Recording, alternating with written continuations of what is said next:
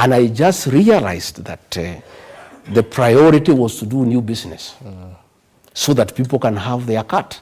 They didn't want to pay money for old business because they were not part of it.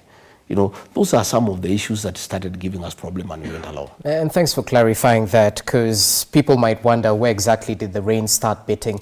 But I have to be the devil's advocate here, Your Excellency, because at the end of the day, the people who still associate you closely with the head of state, since you campaigned for him vehemently before the 2022 general election, and thereafter, that's when, you know, this working relationship was a little bit skewed. To those who equate your complaints the same way as they equate those of a jilted lover, that since you faced the axe, now it's obvious that you won't go around praising the head of state. I didn't start saying I have a problem with him when I was asked. I started saying before, if you remember. On June 25, when policemen massacred our children, the president called a press conference and he did not invite me and say the agencies are criminals who are prisoners. The following day, as deputy president, I called a press conference in Mombasa. And I told him off. I said, these are not criminals. These are our sons and daughters. I had not been jilted. I had not been asked from office. I stood firm. And let me tell you, one of the issues I disagreed with the President William Ruto up to today, and I will never give in, was abductions and extrajudicial killings. I am a father. I am a Christian. I am a husband. I am a leader. I am an elder in my community. Children are our flowers. You cannot kill children because they're asking questions. And the questions they're asking are legitimate. That we are running down the country, that there is too much corruption, that we are not listening to the people. Those young Gen Zs were listening legitimate issues that I had personally raised with the president. Allow me to interject. And I can tell you, after that, he accused me of having been behind the Gen Z protest. Okay?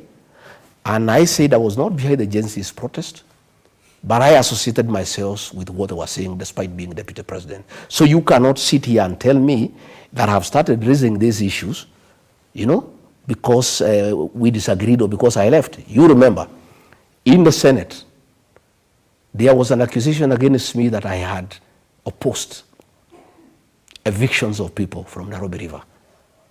I raised that issue when I was deputy president. True. There was an accusation that I rejected the haphazard relocation of traders from Wakulima market. I started disagreeing with the president a year ago. Our disagreement around October was the culmination of a whole year of total disagreement. Okay, but I'll have to voice what critics say. At the end of the day, weren't lives lost during the 2023 Azimio protests? Did you speak vehemently against it? No, that time, the first 1 year. The first 1 year. Briefly, as we take a break, yes. The first 1 year, I believed in the president. And you heard him excuse me that I was not defending government programs. Wewe kushasikia Rigathi akienda kwa TV kutetea housing program. Wewe umesikia Rigathi akienda kutetea education model. The first 1 year nilikuwa naenda, and there are clips. Until I realized the affordable housing is a fraud. It's a business venture between the president and DEFCI to sell cement, to sell steel, to sell mabati. I stopped defending it. Well, DEFCI is not here to defend No, he's not here, but I'm just saying. Okay. And I stopped defending it. And even the president tried to tell me to go to TV to defend the housing program. I told him I'll not go. When I learned the university model is not working, and it was very unpopular with the students and parents, I refused to go. So he wanted me to go and defend Adani, which is corruption. I refused to go and defend. He wanted me to go and defend Shah. Okay. And it's corruption. I refused. But you know, my question, I am saying. Allow me to ask you. Yes. Because my question is centered on the 2023 Azimio protests. Did abductions start in 2024? They started in 2024. They started in 2024? Yeah. The real abductions. And I can tell you. There's no fake abductions. No, I'm just telling you, when it became clear to me, is when 101 officers from the administration police, on the authority of the president, were transferred to the National Intelligence Service, and given very extensive training, is when we started getting people complaining that people are disappearing. And I went into it, and I started seeing signs that are not good signs. And I faced the president more than 3 times. And he feigned ignorance. But when I came to check, I found he knew what is going on. These abductions were being done by the National Intelligence Service. And I had a problem with them because I am a very straightforward man. And I spoke very strongly in the National Security Council. And I said, Mr. President, let us not treat the symptoms, but diagnose the problem. These young people, we need to find out why they are complaining. Killing them, abducting them, is not a solution. Hold on to your thoughts. We take a short commercial break. Do stay with us. The Wamunyoro Bombshell continues in just but a few.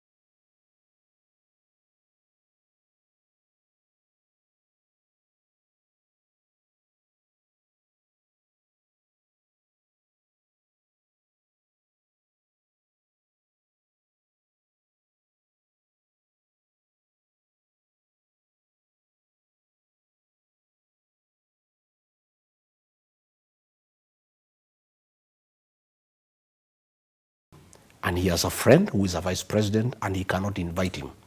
So he wanted me to invite him on his behalf. I recall you said this. And he had a letter. Yes. I signed that letter, and Hemeti came, and we met, we discussed about Kenya and Sudan, but that was not the purpose of the visit. I took him to the president.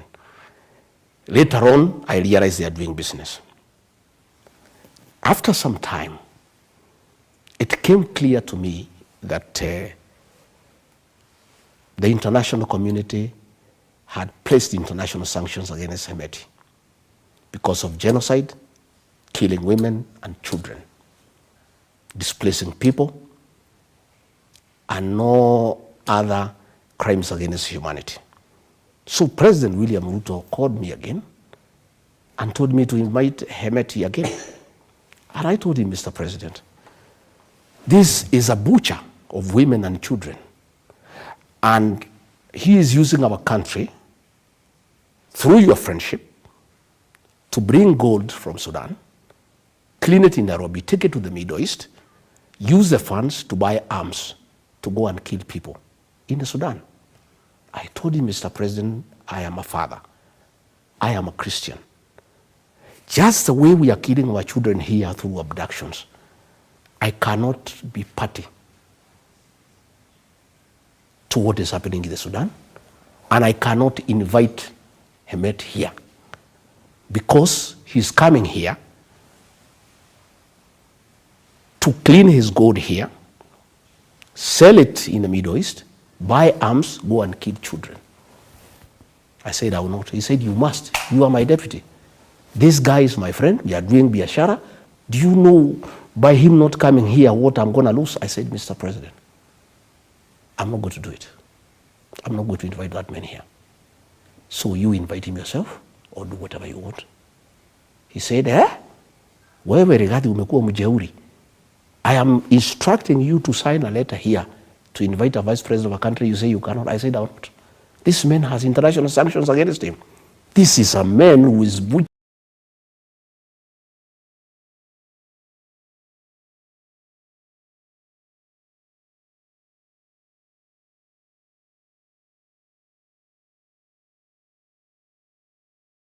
Mr. President, I'm a Christian.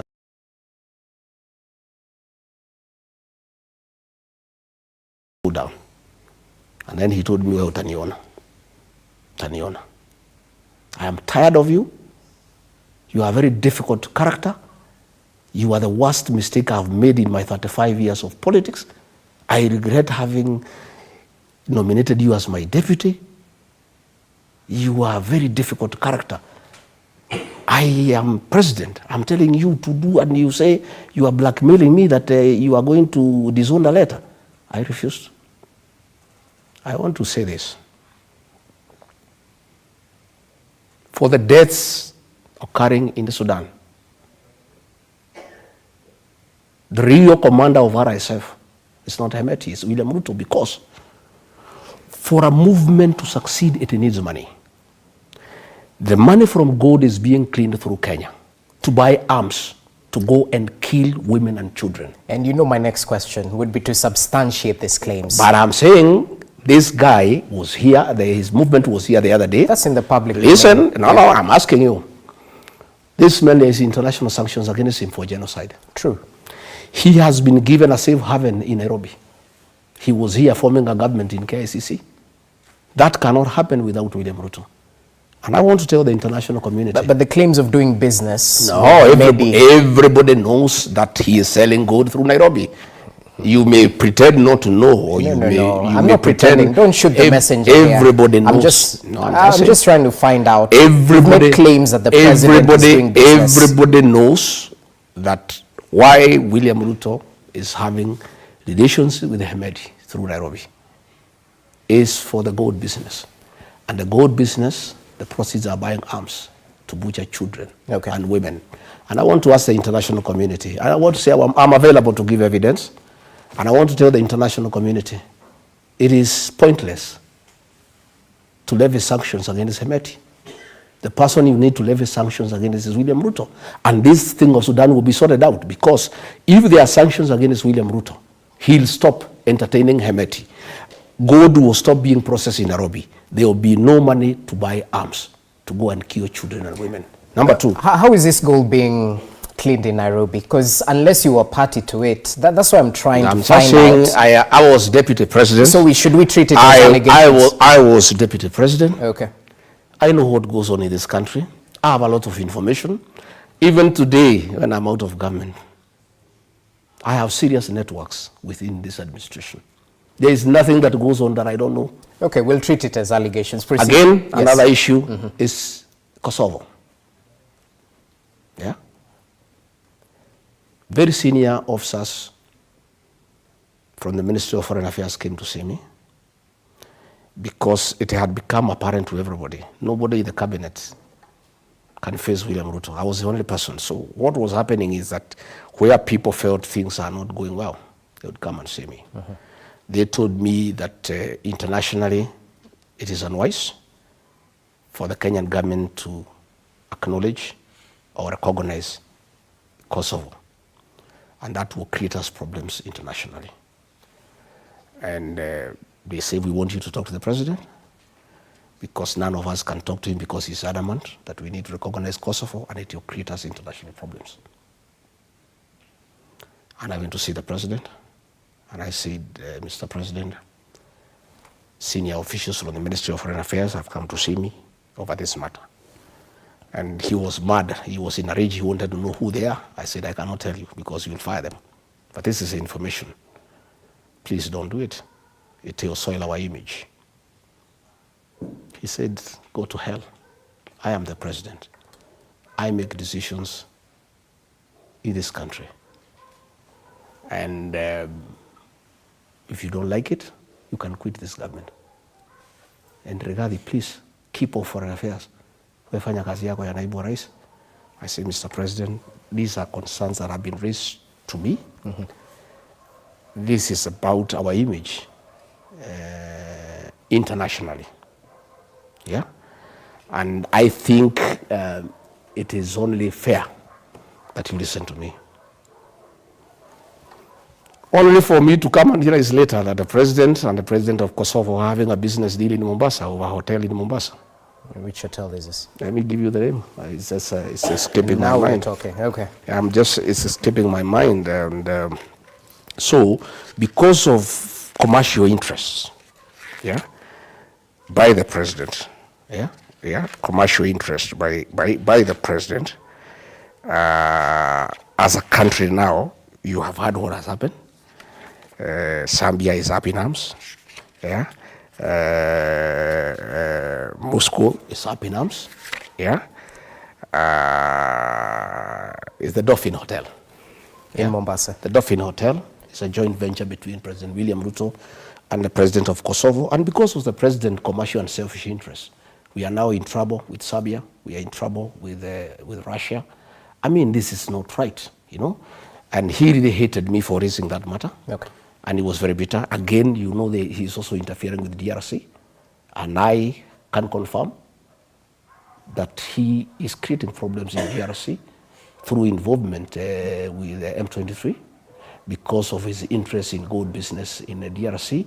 And as the chairman of the East African community, William Ruto can also have a problem in this region because he is an interested party because of commercial interest. And that is why you found that our embassy in Kinshasa was attacked by the people of that country because of our involvement, you know, in the internal affairs of that country and involvement with the rebel movement against a legally established government. Right. So these are things that the president and I were disagreeing from time to time. Because I told him, you know, again, people from foreign affairs came to see me. I went to see him. Again, he really told me off, you know, and told me to keep off foreign affairs and leave it to him and the Minister for Foreign Affairs. I said, Mr. President, this has to do with the stability of our region. So I want to say to us, the international community, to put an eye on this country. We are not going to have peace and security in this region unless they rein in on the impunity of William Ruto and his appetite for commercial ventures in the region. Because of his appetite for commercial ventures, he is putting the country in an embarrassing diplomatic position and is endangering peace and security within the region. And these are things I raised with the president because nobody else could face him. Musalia cannot face him. Nobody else can face him. It's all trouble when they see him. Even when they know what he's doing is wrong, nobody else can face him. And that is why he had to get rid of me, because I was becoming an irritant.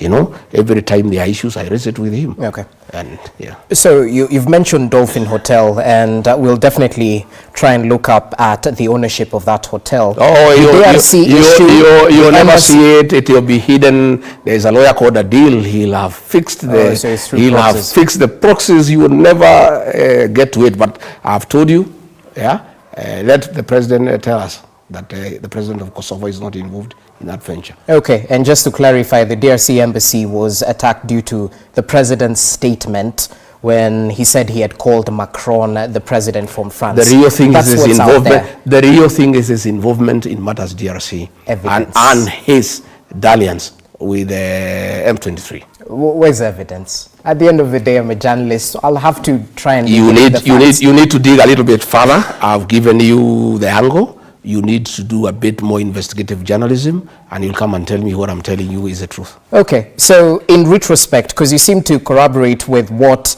the former CS Justin Muturi said in an interview last week Friday, if I'm not wrong, where he said the president is irredeemably corrupt and is unfit to lead this nation. So from where you see it, how much has Kenya lost due to these dealings by the head of state? Well, Kenya has lost 38 billion shillings to Italians on Arol, Kimorel, and Itare Dam. President William Ruto says Muturi is incompetent. That is a lie. Muturi was a very competent attorney general. He's a patriot. He's a hero to this country. President William Ruto had serious problems with Justin Muturi because he will never agree to give a nod to corrupt deals. Justin Muturi was ordered by President William Ruto to sanitize Arol and Kimorel, and he refused. And the president said the case between us and the Italians, we had a very weak case. And he told the president, no, we have a very strong case because these people never delivered anything, but they were paid 38 billion shillings. So we have a strong case. He said, no. The criminal charges against those people were withdrawn by Nurdin Haja's DPP.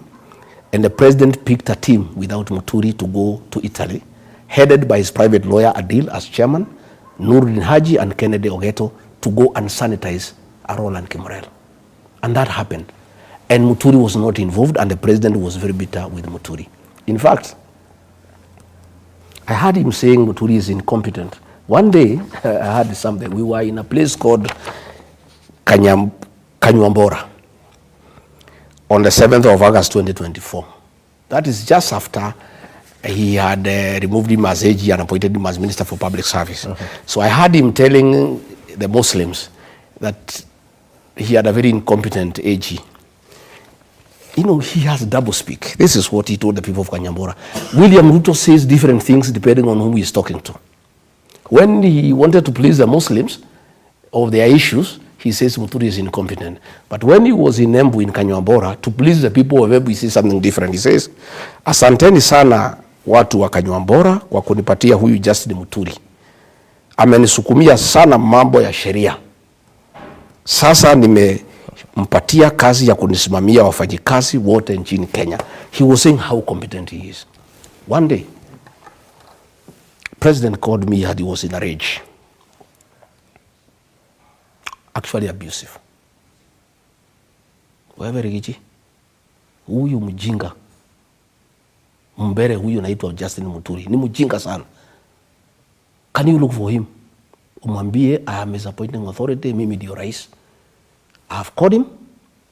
I have given him instructions to sign some documents, and he is saying he cannot sign. You tell him, kama utamuongelesha Kiembu, umuongelesha Kiembu kama ndio atasikia. Ya kwamba if he does not execute those documents, I want his letter of resignation akifika Nairobi. This is while he was AG. Yeah. I said, Mr. President, calm down. What is the problem? He said, hiyo mtu ni mjinga, mlevi, very incompetent fellow. Hii mtu uliletea, ulitoa hii mtu wapi? He was very quarrelsome. He was almost abusing me. So I said, okay, Mr. President, let me talk to him. I called Justin Muturi, and the number was roaming. AG, iko namna gani? Where are you? He said, no, I'm in Dubai on transit. I'm coming from somewhere. I'm on the way back to Nairobi. I said, the president has called me and he's very bitter that you are disobeying him and there are things he has asked you to do and you are not doing. Why are you disobeying the president, Mr. AG? He says, no, president has asked me to sign them documents in the lobby of an international airport. Documents I have not seen, documents I have not verified, documents I have not authenticated. I mean, DP, how do I sign things that I don't know?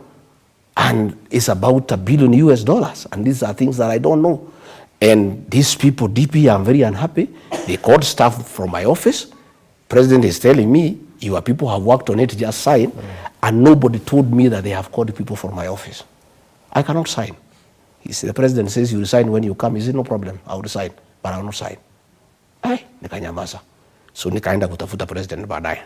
Nikamwongelesha polepole nini, huyu Muturi amesema ya bana hiyo mtu ni mjinga. That man, where did we get this man from? He's a very difficult character. And he is really, sabotaging my programs. Hii ni maneno mimi nimepanga ya climate change. And now he is frustrating, I said, okay, I left. So later on, after 3 weeks, Muturi came and see me. He said, mtu ya nyumbani, hii kazi imekuwa ngumu. The thing the president was asking me to sign is a fraud. It's $1 billion US that is being brought to the country without going through the National Treasury, which is contrary to the PMF Act. This money is supposed to go to the Ministry of Environment without going through the National Treasury. I have done due diligence. The owners of that farm have criminal cases against them. And there are people who are involved in money laundering. And from my investigation, this is money laundering. I'm not going to do it. So I told the president what he has said. And he was very bitter.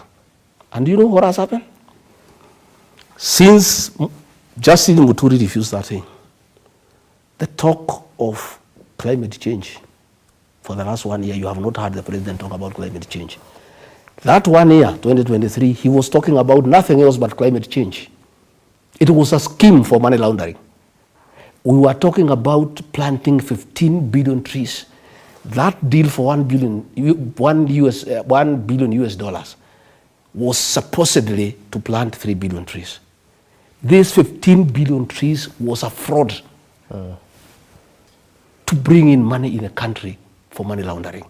And since Justin Muturi, who in my view is a hero for this country, refused, you have never heard for the last 1 year the Minister for Environment or the President talk about the 15 billion trees because it was scuttled by Justin Muturi. Again, the last one about Justin Muturi. Yeah. Why he is a hero? We were in Naivasha. And again, the president was mad that Justin Muturi had refused to okay a purchase of land for industrial park. And the president, we slept in Naivasha, we were in a retreat. He called me to his suite and he said, I want you to talk to this tribesman of yours. Na hii watu yako Rigiji wananisumbua kwa hii serikali. Hii watu ya mlima wananisumbua. Martha Koome ananisumbua, huyu Muturi ananisumbua, wewe saa ingine unaleta kichwa ngumu, niko na shida na nyinyi. Wewe ongea na Muturi, we want to buy 11,000 acres to jenga industrial park, tufungue Naivasha. Can you talk to him? I said, yeah, well, I look for Muturi. He said, no. I have told the president that it is illegal to get money from SFT. SFT is a settlement fund trust. That is money meant to settle the landless.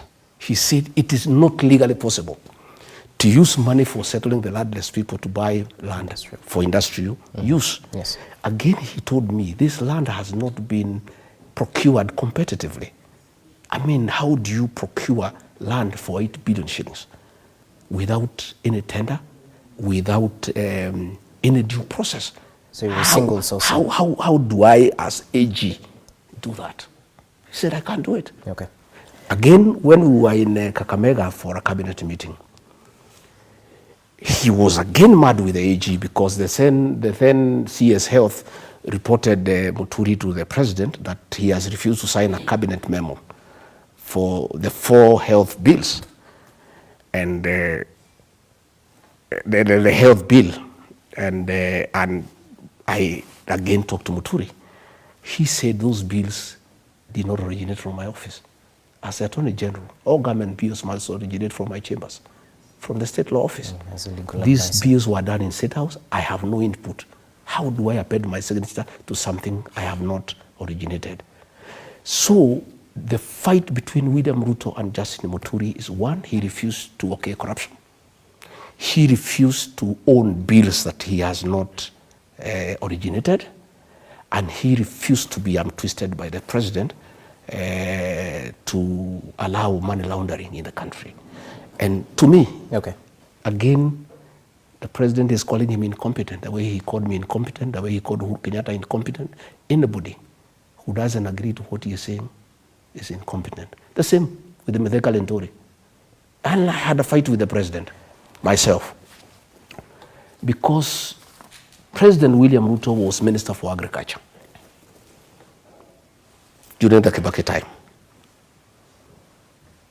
During Uhuru 1, that is the first 2-3 years, 2013 to 2016, Felix Kosgei, the head of public service, was the Minister for Agriculture.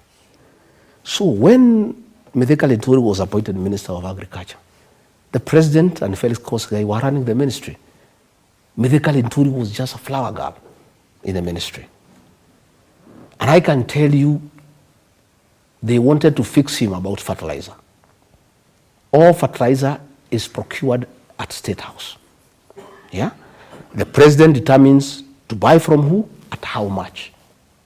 It is the president who does that with Felix Kosgei. So when they were trying to fix Linturi, when they brought bad fertilizer, and I'll give you evidence, the one that you want, because I think this is important.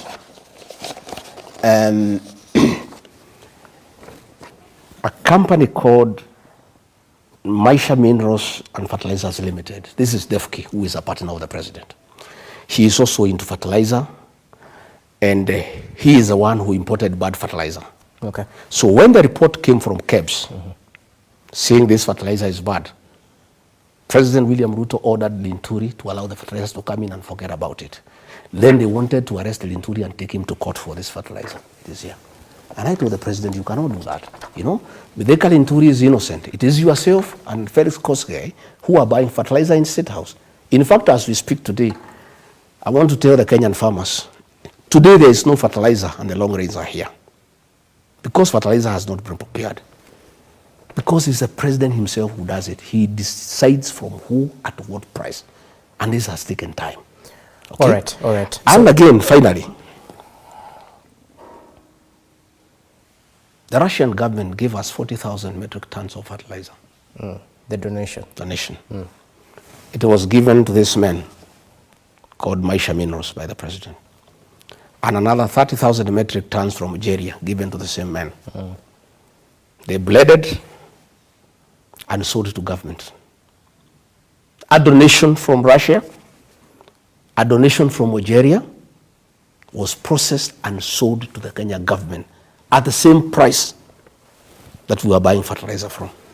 And I would like you, now that I've told you, go and ask the Ministry of Agriculture, the fertilizer that came from Russia as a donation, which farmers were given free of charge?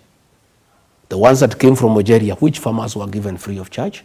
The president gave it to Maisha Millers, Defki, his friend, blended, packed, and sold to the Kenya government.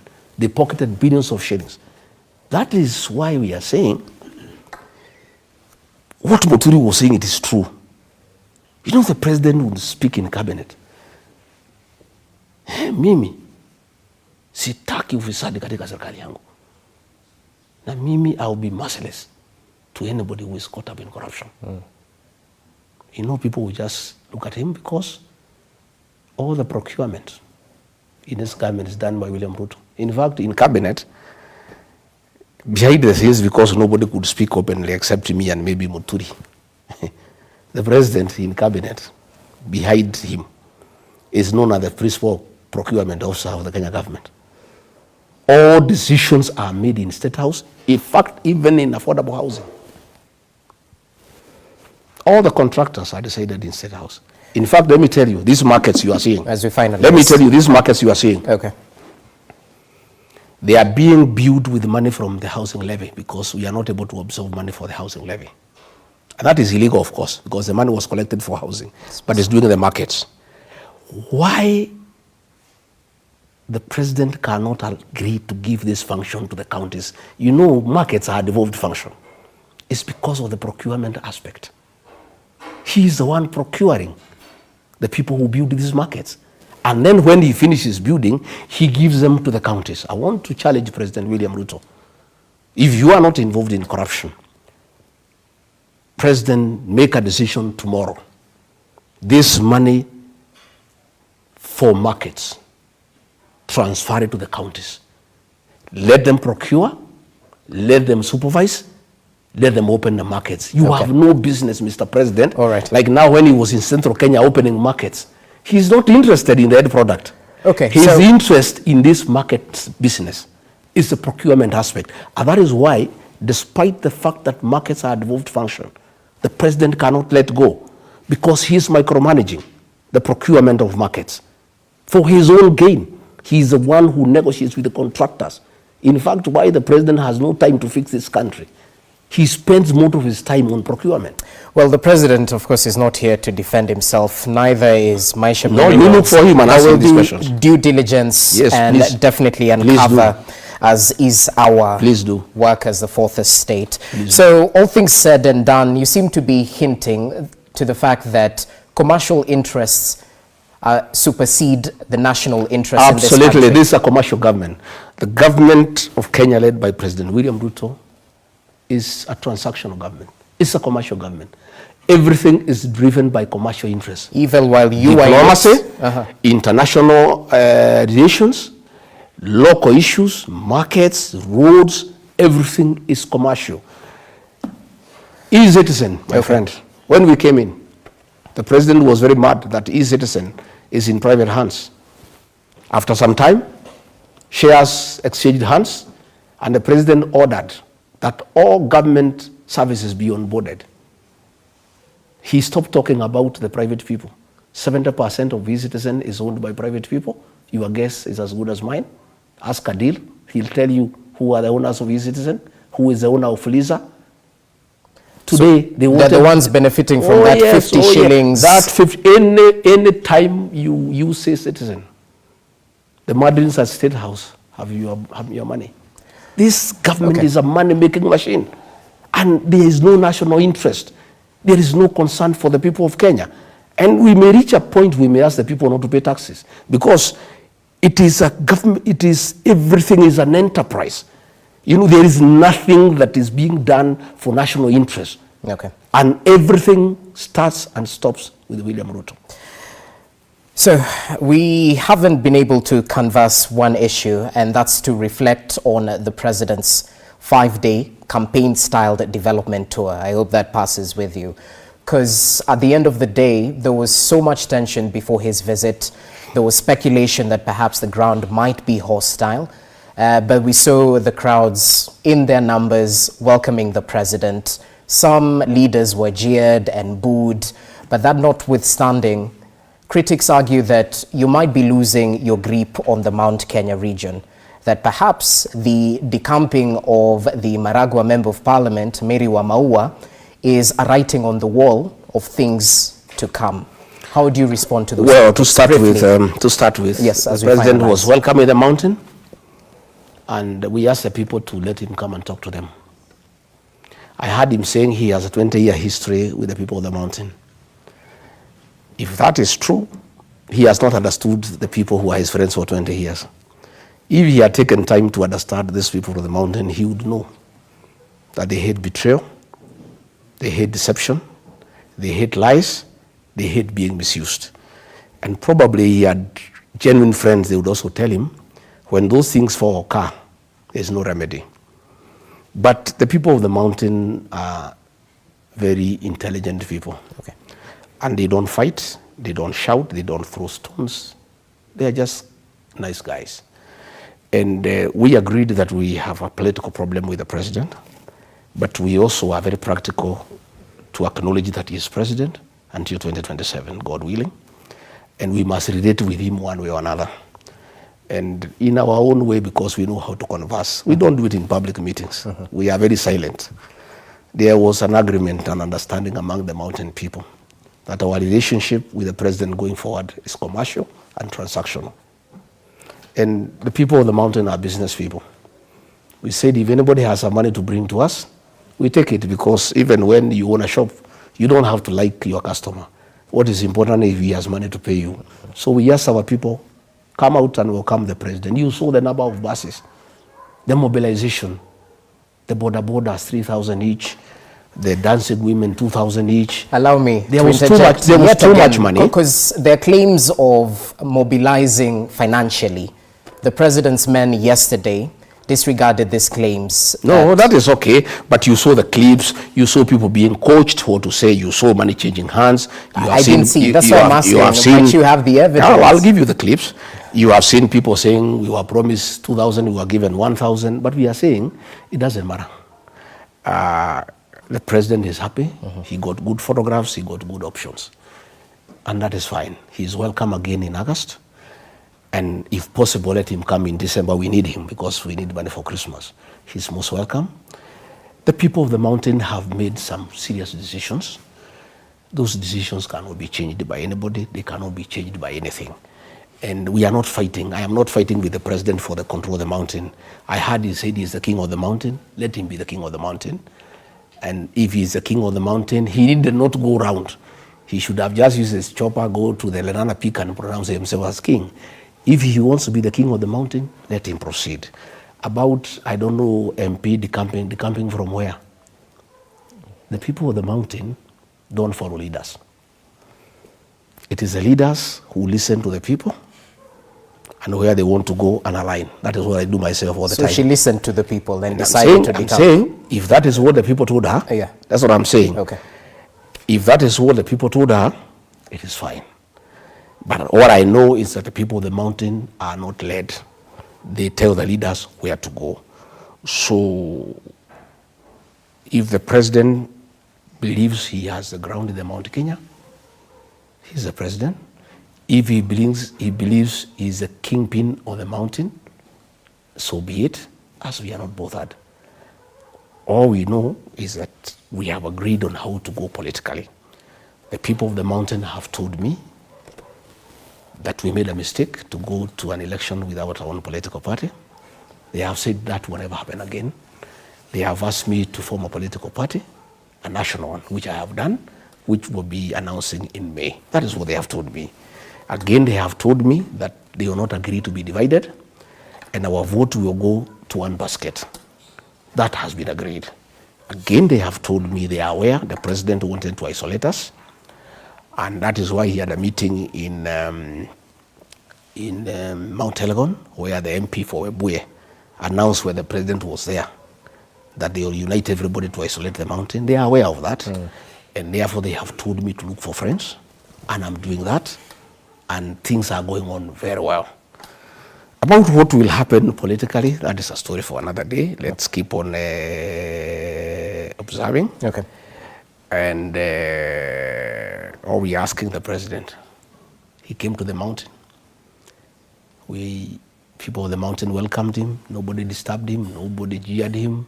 Of course, his cronies had a very difficult time in Nyandarua and Lari and Githunguri. And why they had a problem in Nyandarua, Lari, and Githunguri, those three places are unique. Nyandarua is the home of the Mau Mau struggle. Lari is where we had the Lari massacre. Githunguri is where the independent church started. That's where this struggle for independence started.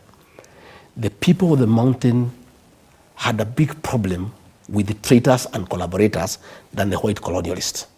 Because the collaborators and the traitors made them suffer a lot. The people of Nyandarua and Lari and Githunguri cannot stand traitors. That is why you saw that reaction. Okay. They didn't have a problem with William Ruto per se in terms of showing that they are unhappy. But people who have betrayed the community, the people of Lari, the people of Githunguri, the people of Nyandarua could not hide their feelings. And as we finalize on this, just briefly, the You mentioned that the mountain has left the Kenya Kwanza administration, specifically the UDA party. To the rest of the country who are watching the masses and the claps and some instances of boos and jeers, does it poke holes into your submission that the mountain has truly left the mountain? I don't know. Yet, that is subjective. But let me also tell you, even William Ruto, yes, where he sits, if he is honest to himself, he knows he was talking to his money. He was talking to his money, and a man can do what he wants with his money. He could have put the money in a big heap in State House and talk to it, or decide to take it to the people, give them, and put them together and talk to them. That is his decision. Okay. And he can come to the mountain. The meetings will be as big as he wants, depending on how much he wants to invest. The quality of the meeting, the clapping and the cheering, will be determined by what he wants to invest. We are business people in the mountain. We are commercial people. Our relationship with the president going forward is transactional, is commercial. And it is him to determine that relationship for now. How does he want to relate with the people of the mountain? There is only one thing that is not transactional in the mountain. The vote. That is never sold. Okay. But clapping, attending your meeting, saying sawa sawa, that one is, those are services that are freely available to anybody. Well and good. As we finalize this chaos that erupted at a church service in Mwiki just yesterday, where you were in attendance, we saw a group of unidentified men storm the sanctuary, briefly halting the event, and they were demanding payment from you. Yes, nobody was demanding payment. If you saw in the morning, even before we left for Mwiki, a blogger who blogs for the president had already indicated that we shall be having a problem for people demanding money. Okay, he had already said in the morning, and it is there. We'll show it to you. Even before we went, okay. He said that we are going to Mwiki, and people will come to demand there for their money. So the people who arranged the goons, the governor of Nairobi, they gave them a narrative to say that they're asking for money. I got this information the night before. I have people right inside government, in police, DCI, National Intelligence Service. And that's okay, but at the end of the day, we're looking for proof. I am just saying, when I got that information, I've heard DCI saying that the police were not aware we were going. In the morning, I put a message to the DIG, because he's the one who told police not to attend. And I put the message at 8 o'clock, it is here. So he cannot say they were not aware because I told him. And I told him exactly who has arranged this violence. And I told him what his role is in the matter. And it is not the first time goons are being organized against me. If it was the first time, they organized goons in Limuru. Today I've heard DCI say they are investigating. Limuru, it happened in November. Nobody has ever been arrested, despite the fact that the people are known and they were there in pictures. They attacked me in Shamata in December. An inspector of police who threw tear gas at me, he has never even been transferred. In Nyeri during the ACK, goons that are known were there. So what is happening is that the president has been cheated by his cronies here in the mountain. That the mountain can come back if you get rid of Rigathi Gachagua. He is the one who is inciting them. And if Rigathi is not allowed to move around to incite the people against you, you can recover the mountain. So let's do everything possible to make sure he doesn't go anywhere. For his information today, I want to tell President William Ruto, I don't need to have to go anywhere for me to talk to the people of the mountain. The people of the mountain have a way of communicating without going to a public rally. And decisions are made and agreed on, and that is what is happening. When you decided you are coming to the mountain, we communicated people to come out in thousands and pick your money, and that is what happened. I have a way of talking to the mountain people without going there. Probably he can lock me out of the rest of the country because I don't know how to communicate to those people. But for the mountain, it's an exercise in futility. Okay. And I said, when I was told, the people who told me were advising me not to go. They told me the gangs there will kill you. I said I will not cancel. If they kill me inside the church because I'm a member of PCA, I'll be a martyr. And I'll go straight to heaven if I'm killed in church. And I said I cannot run away. I'm not a coward. I'm a son of the Mau Mau. And when they came, I want to thank the Christians. The men did what we do in our community. They rise to defend the women and the children.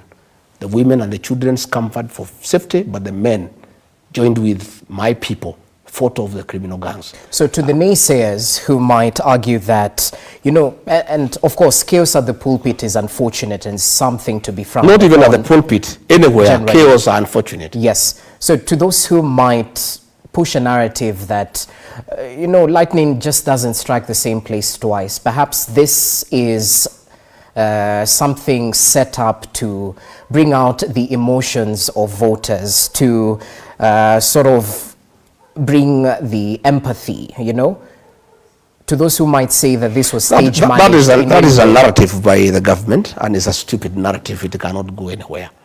When we were attacked in Limuru, it was in broad daylight, everybody was there. They almost killed me in Limuru. When I was attacked in Shamata, everybody was there. President William Ruto used to say that there are no fools in this country. I don't know at what point he changed his mind. He thinks they are fools. You cannot fool all the people all the time. People know that the government is organizing violence against me, and the people who are unhappy with what is happening in the country. But I want to say we are not intimidated. We are not cowed. We'll stand firm. I have asked our people not to retaliate, but the young people are telling me now this is too much. And that is what happened in Wiki yesterday.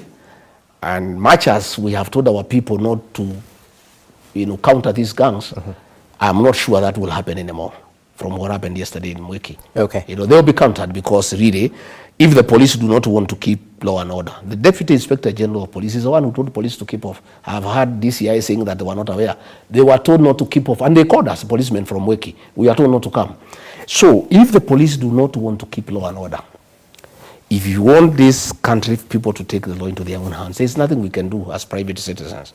Even I was told when we had this interview, the local member of parliament back home there was saying he'll organize goons to attack my Wamanyoro home to distract the attention of the people from this interview. If they want to attack my home in Wamanyoro, let them go ahead. They can touch the house, they can do whatever they want to do. My former PA, who now works for the president, was even saying that he'll organize people to attack my businesses in Nyeri town. They can go ahead and do whatever they want to do. What I know is that our people have made certain decisions. Those decisions will not be changed by them harming me, by them burning my house, by them burning my property. It will just solidify the resistance in the mountain. It will just harness the rebellion in the mountain. And the more they do it, the worse it becomes. Whatever little gain the president may have made in that trip was cancelled yesterday when goons attacked us in charge. Okay. The people of the mountain are very Christian, and they believe in God and the sanctity of places of worship. By government sending people, and the conversation in the mountain last night was, this reminds us of Kiambaa Church. The impunity, when 35 women and their children were in a church in Kiambaa, and goons went and touched them inside the church. And when they tried to save the children, they say, let us die, but let the children not die. They removed the children through the window. These goons took the children back to the church and burnt them. What happened yesterday, the message it has sent to the mountain, is that the same people who had the impunity to burn Kiambaa Church and people inside are back, and we are noting, we are observing. And it has brought a lot of emotions. These are wounds that people wanted to be healed and forgotten. These are some of the things that our people had forgiven, but they have brought them back.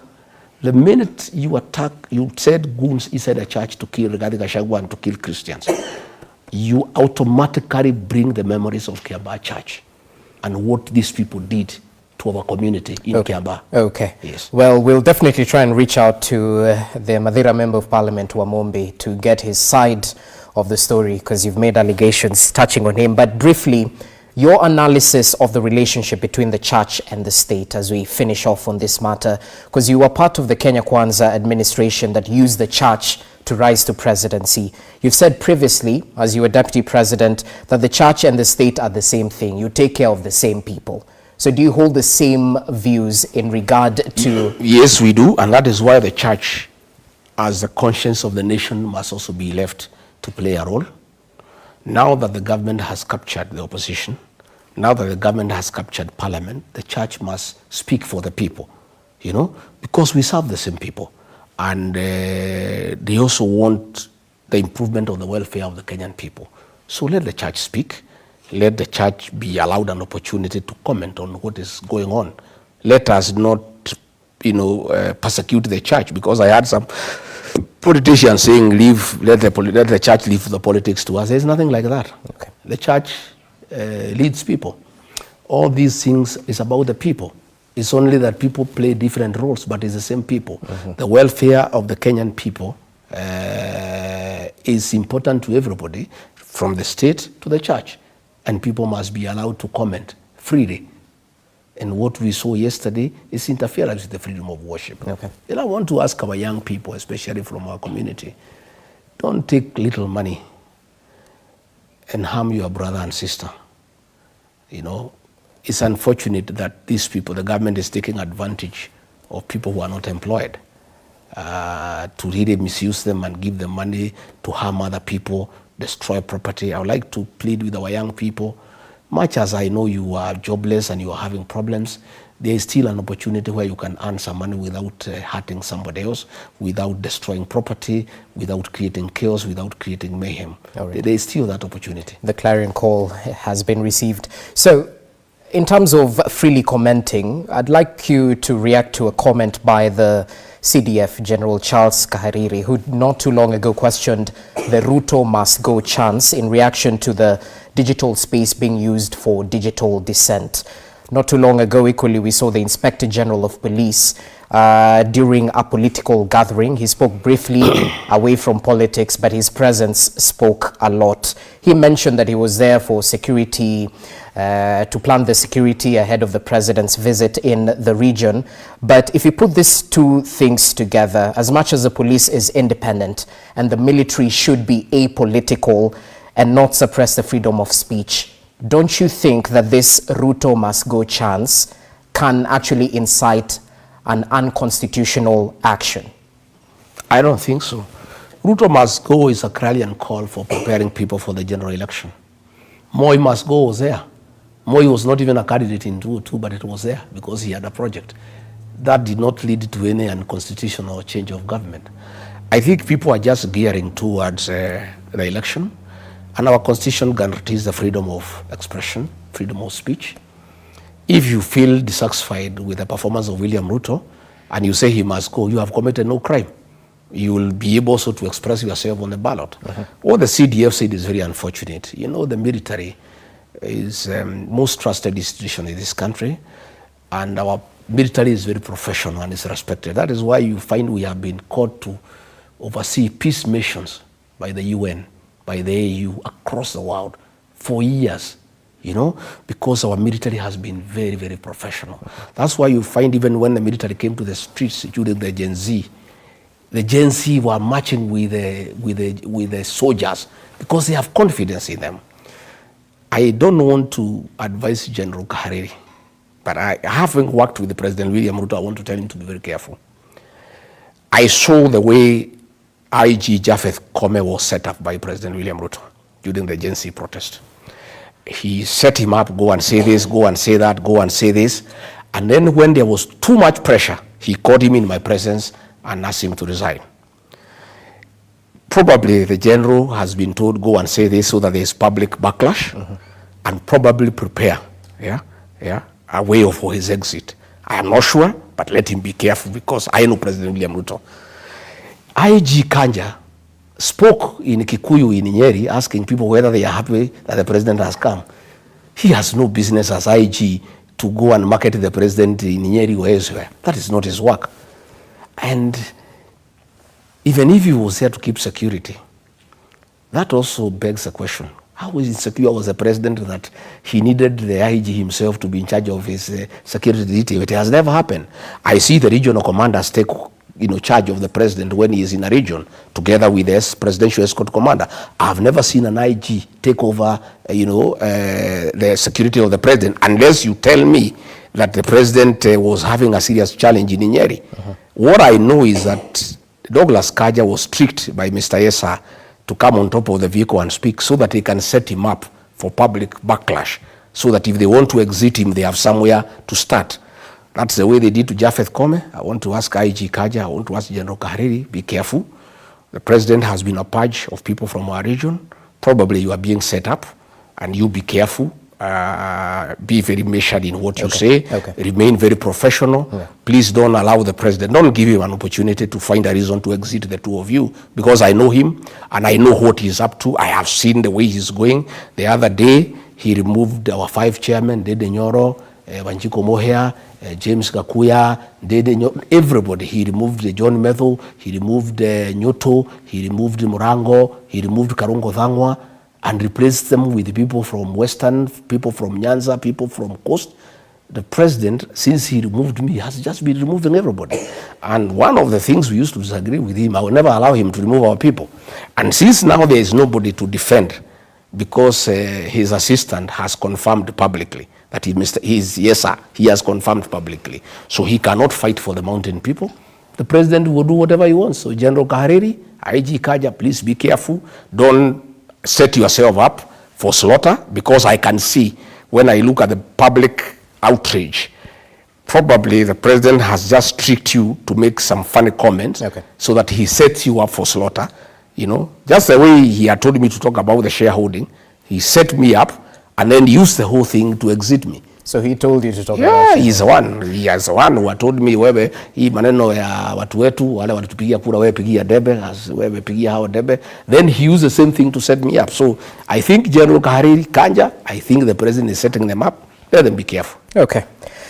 I'd like to pick a few questions from our viewers as we conclude our conversation right here. One of them being that, and I think they're reflecting from what one of the president's men said yesterday, because he was asking, how can you lead a country yet your statements are divisive?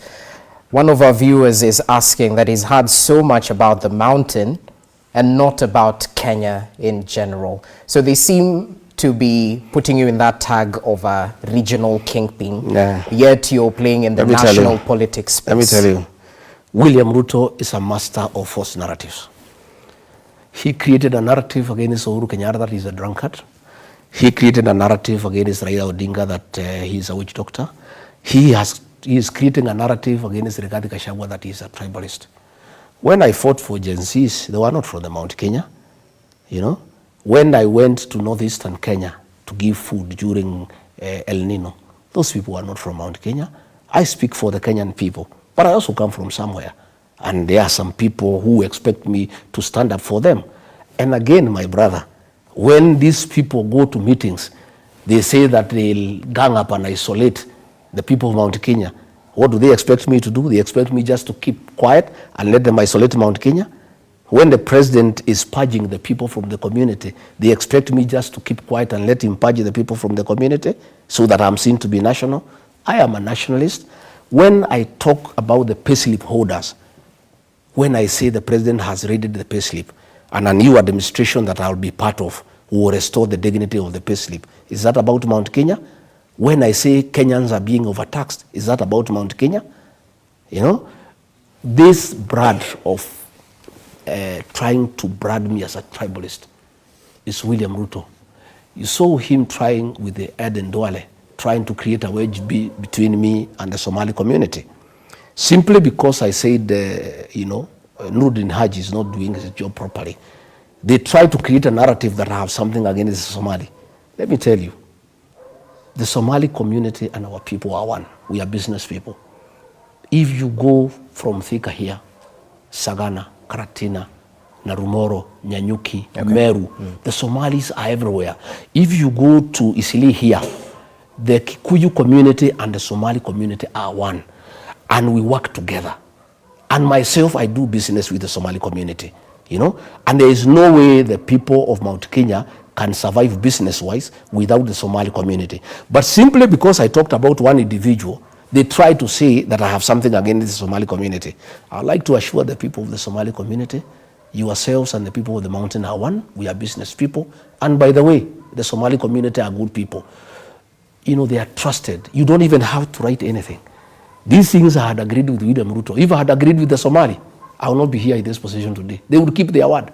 So that narrative of trying to say I'm tribal is William Ruto. And that is why you see, when he went to the mountain, if he was a man enough, why didn't he talk about me anywhere in any meeting?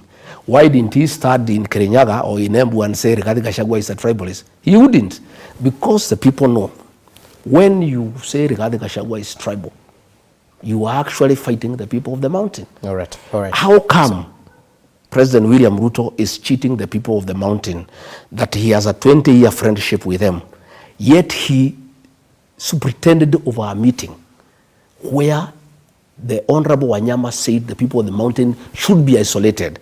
William Ruto was the last speaker. How come he did not admonish him and say that is wrong? And then he's here cheating the people of the mountain that he is their friend, yet he is the one who is very busy, you know, crafting a narrative, you know, trying to get 40 verses 1, what he did to the people of the mountain between 2005 and 2007. Because the Pentagon, William Ruto was the most active person of mobilizing all other communities against the people of the mountain. Okay.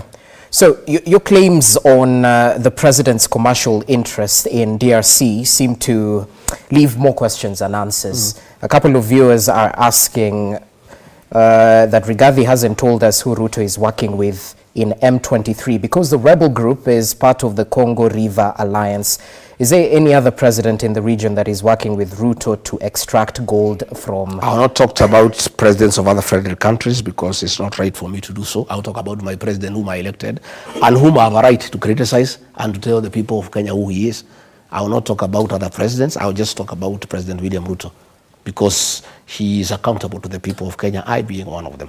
So how is the president involved in these gold dealings in DRC? He has been having meetings with M23. And that so is having why, meetings substantiates... What do you think, what would you be discussing? It could be a peace process. What peace process? I mean, how can you do a peace? How can you do a peace process outside the Uhuru arrangement? The Luanda, yeah. I mean, let him work through President Uhuru Kenyatta. President Uhuru Kenyatta is leading the peace process. Why is he having a parallel engagement with the M23? If there is nothing sinister.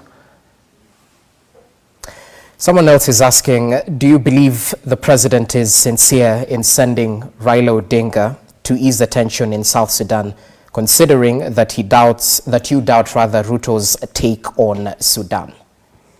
Well, I talked about the Sudan, not Southern Sudan. Oh, yes. Now he's asking. But I don't know. William Ruto are two different people. What he says in public, what he does in office, in private, are totally different things. You know, and in fact, most people who came to the mountain, like 20%, wanted to see whether he's the same person who used to come and talk to them, because all the things he told them, he has done the exact opposite. You know, he went to a place there in Laikipia West to open a classroom done by KDF. But the cost of going there, 9 choppers at a cost of about 4 million shillings, more than 200 vehicles. You know, the personnel, the per diem, the whole thing would have put up about 5 schools. You know, people are just looking at him.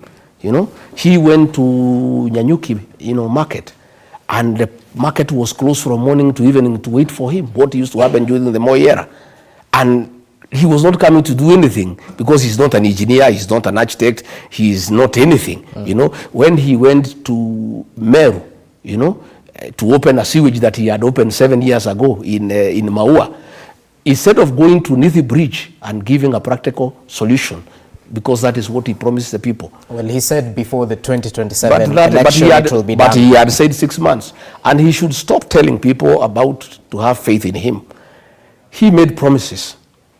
You know, if somebody, you know, lets you money and you say you pay by this date, if for whatever reason you cannot pay by that date, you give him a good reason. But you don't get irritated when he says you are dishonest.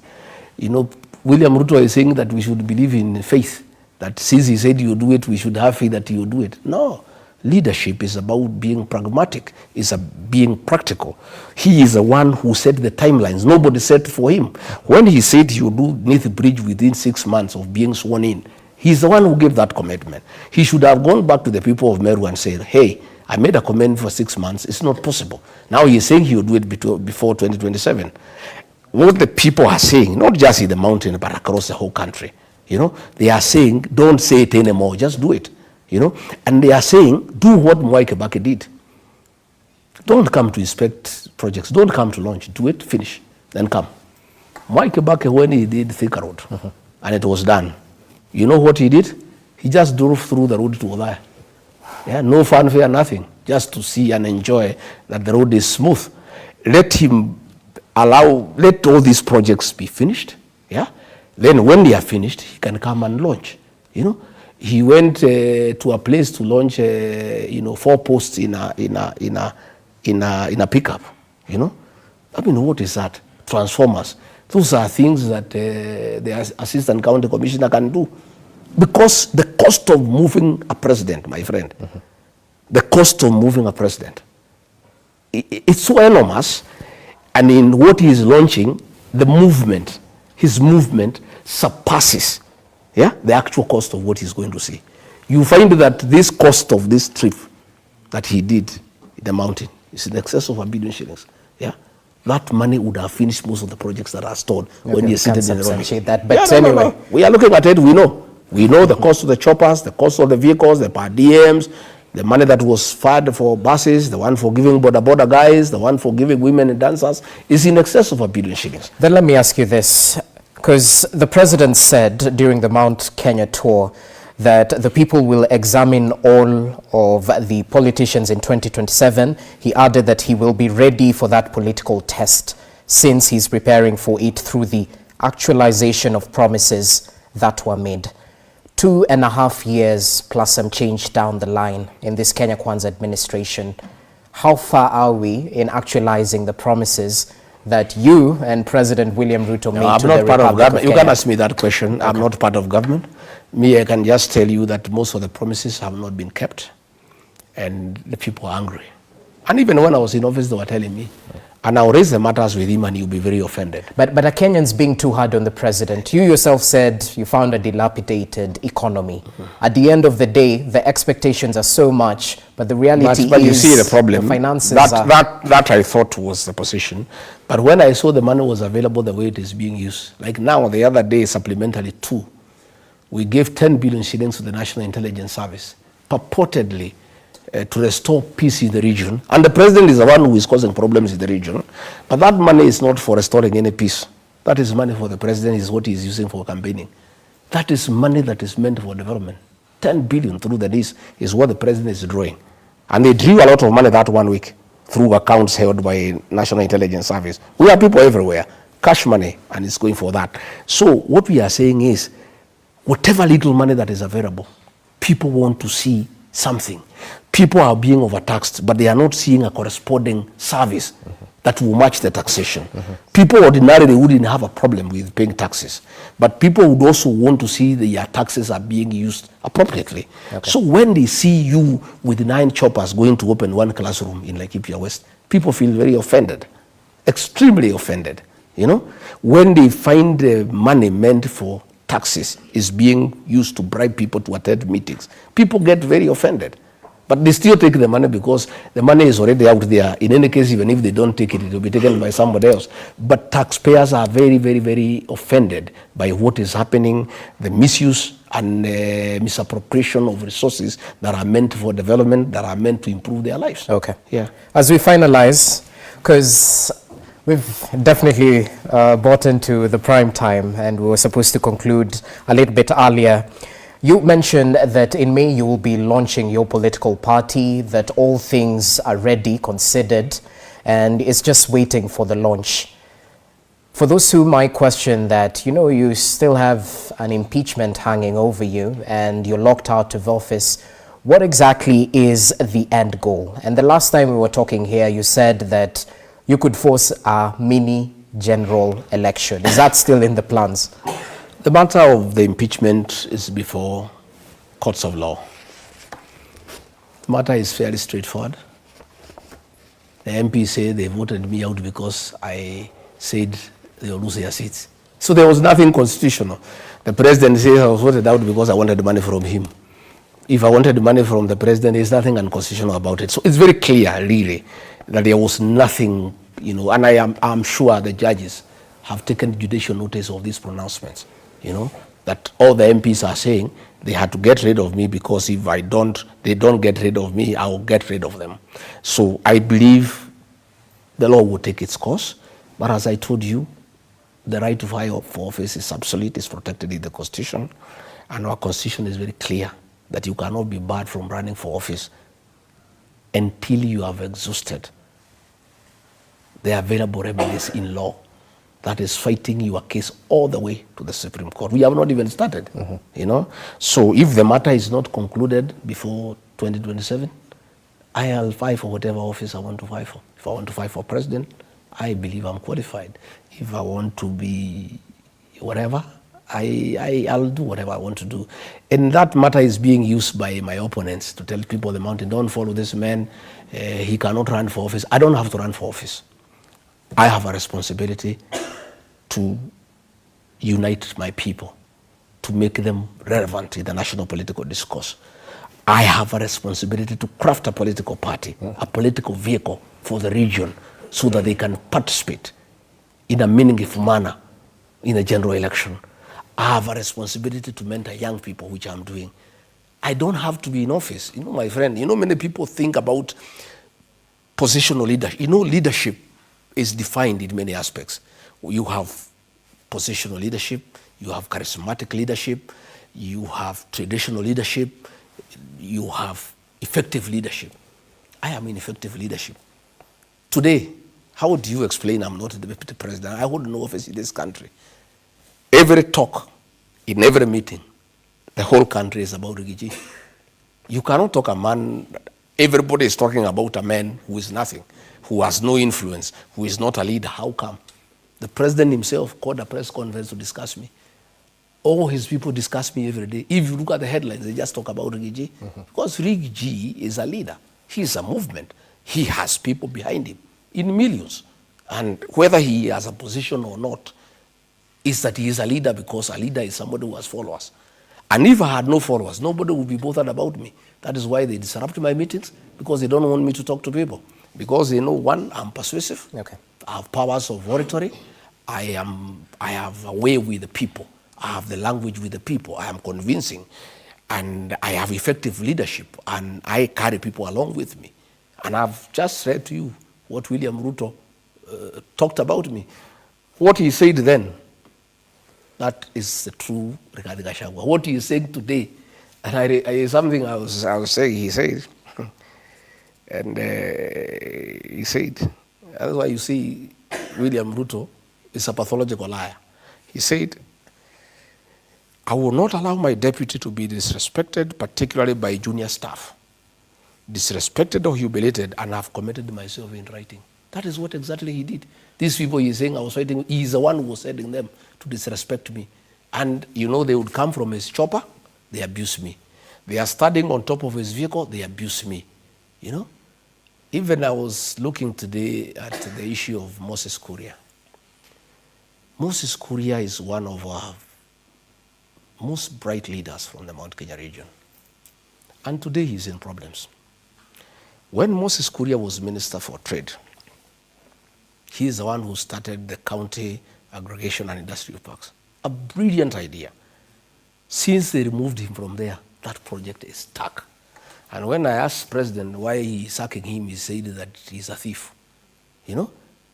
So today I'm wondering, I have seen Moses Kuria is being auctioned. If Moses Kuria had stolen anything from anybody, how come he has nothing? He has no money to pay his debts, And I knew, the issues that took place in Kenya National Trading Corporation, KNTC. The procurement was done in State House. And when they brought edible oil and rice and there was a scandal, they wanted to push it to Moses Kuria and another lady called Pamela who has been taken to court. And they have used this thing to intimidate Moses Kuria, that they can open, trumped up charges against him. But I really want to ask a question. I was asking myself, if the way the president told me he removed Moses Kuria as minister because he was corrupt, how come today that Moses Kuria, today the court allowed these things to be auctioned? If he had money he had stolen from the ministry, he would be able to pay his debts. Again, the president did not want any leader from the mountain who has a brain, who is principled, and who can do anything. That is why he got rid of Rigathi Gachagua, Moses Kuria, Methekali Nturi, Justin Muturi. You're talking about Moses Kuria, who's the economic advisor to the president. I am saying you cannot remove. So he's not getting rid of. You cannot get a man as minister and make him an advisor. That is a joke. It's like chasing away a wife and making him a maid in your house. It's very disrespectful. Okay. But I want to say, yes, Moses Kuria, you cannot replace Moses Kuria with William Kabogo. It's an insult to the people of Kiambu and the people of the mountain. Moses Kuria is a brilliant mind, and I can tell you this idea of KIPES that Moses Kuria came up with. Had the president allowed him to stay as minister for investment, trade, and industry, today, those things will be working. And we will not be having the situation we are having with avocado, with carrots, with potatoes. Yeah? But because he's a brilliant mind, yeah, he had to be edged out and given some peripheral job there who advised me on this and that. And Moses Kuria cannot advise William Ruto. William Ruto takes no advice. William Ruto advises William Ruto. When you hear that you are presidential advisor, you just get a salary and know what to do. He cannot listen to any advice from anybody. Tell me this. Are there any commercial interests in Haiti deployment? Because we've definitely seen a couple of casualties and there was some progress at the initial phase, but it seems the gang-related violence might be surging in Haiti. I sat with the president when he made a decision to take our policemen to Haiti. And as a former security officer in government, I did persuade my boss that I found it inappropriate and unnecessary. And Donald Trump has taught us a big lesson, that America first. What is the point of us going to help the people of Haiti when we have security challenges in this country? We have problems in the North Rift. We have problems in Wajir. We have problems in Mandera. We don't have enough policemen, yeah, to help our security situation in the country. Again, we voted funds in the National Treasury when most of our police stations have no vehicles, when our officers have no uniform. What is the point of trying to look so international to take our force to take our officers to Haiti when we have serious challenges in the country? And I think the president told us that time that the whole thing will be done by the United Nations. But I still find them appropriating money in the budget for Haiti. But he gave us a promise that we are not going to spend a cent.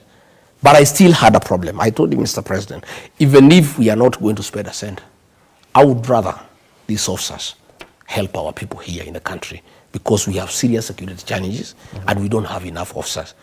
So, to me, the whole thing was misguided. It was unnecessary. And I think the former ambassador to the US, Meg Whitman, was very close to the president. I think she's the one who persuaded him. And because the president that 1 year wanted to look very international, to be everywhere and to look as the new guy on the space, he was willing to do anything to get an international image. The whole thing was misadvised. It was unnecessary. It has backfired. Mr. President, please, only a fool doesn't change his mind. Cancel this thing. Let our boys and girls come back home so that they are safe and they can also take care of their motherland. Just the way America is doing. They are saying America first. Ushughulike mambo yako kwanza. Wewe unajifanya mjuaji ati kwenda kusaidia Haiti na hapa nyumbani police stations have no vehicles.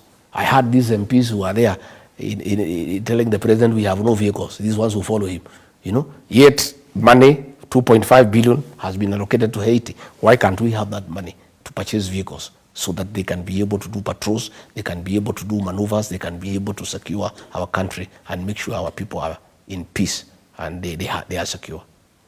Okay. In conclusion, Rigathi, all things said and done, major pronouncements have been made by you.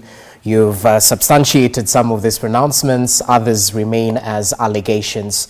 But to the Kenyan who's watching back at home, who might be balancing between trusting a man who worked closely with the head of state or trusting the head of state himself, who you've castigated vehemently, what do you tell the ordinary mwananchi, not just the Wanjiko, but the Mora, all across the country?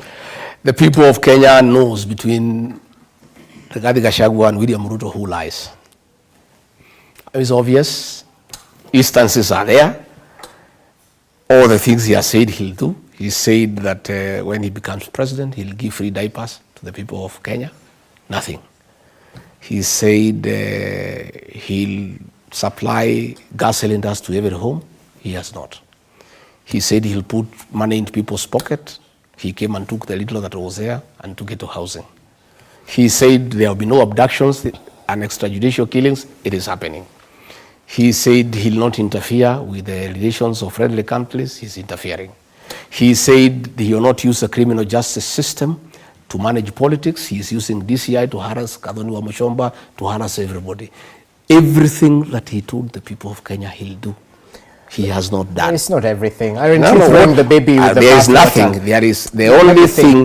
Top of my head, the hiring of teachers. The hiring of teachers against the law. Teachers are supposed to be hired by the Teacher Service Commission. The women rep for Murang'a publicly said that these forms are issued in the State House.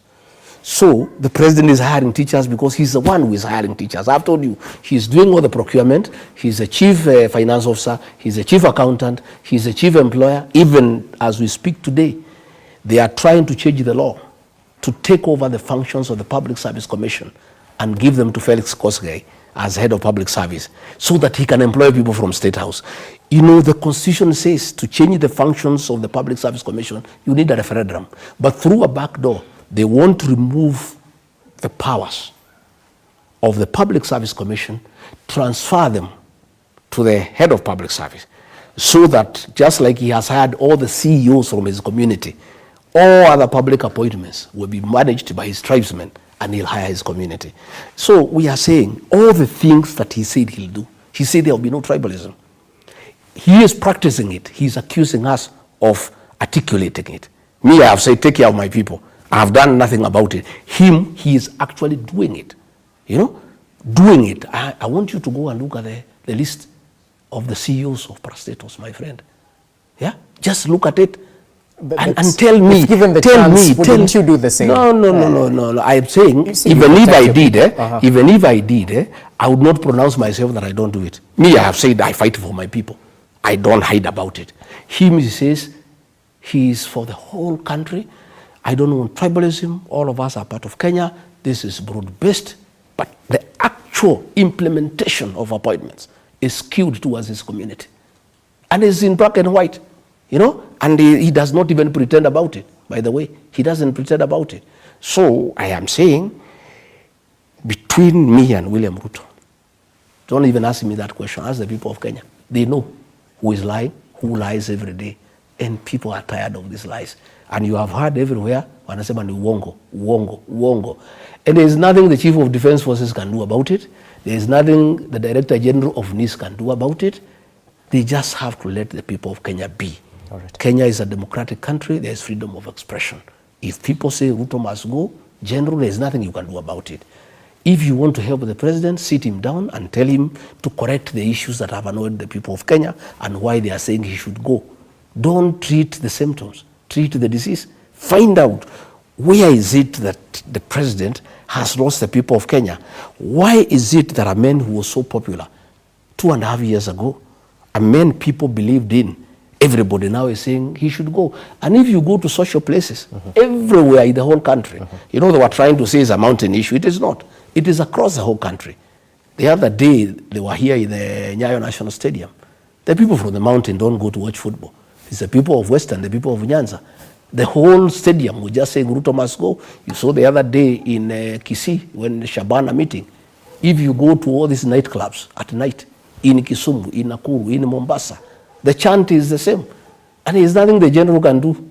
You just let the Kenya people be, allow them to express themselves, And the way the president said, and if he means it is good for the country, he said that he'll subject himself to a test, and if the people think he has done a good job, they allow him to continue. If they think he hasn't done a good job, he'll go back and do farming. Mr. President, that is the spirit. So don't abduct young people when they say you should go home. Leave them alone. Because you have said yourself that you are willing to go home if you don't perform well. So these people who are criticizing you, let them be. If it's Rigathi Gachagua, he is doing his politics, stop sending goons to harass him. You know, don't disrupt his meetings. Just be true to what you said, that you are willing to subject yourself to a test by the people of Kenya, and you'll accept the results. But don't harass people who are of the opinion that you have not done a good job and you should go home. All right. Just leave them alone. Okay, well noted. That's a parting shot. A good place to end this particular conversation. Thank you so much, Rigathi Gachagua, for your time, for your input in this deliberation we had right here. And we'll definitely look upon you to substantiate some of those allegations that you've made in the full of time. Asante sana. Asante. That's how we wrap up this